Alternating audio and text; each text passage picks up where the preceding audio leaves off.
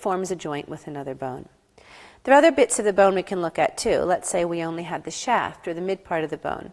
What we see on the back is this very rough spot. The rough spots on long bones are often places where muscles attach. So this forms the attachment for quite a large muscle.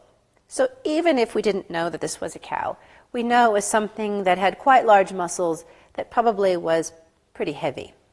So we can begin to use a series of clues to deduce what we have. And that's a lot of what goes into identifying a bone. It's a process of elimination.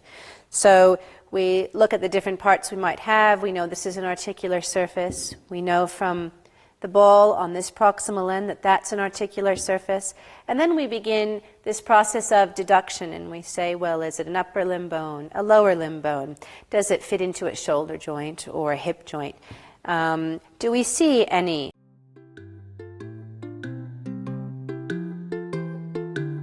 deduce,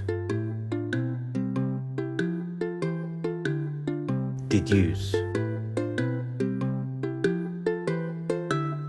deduce,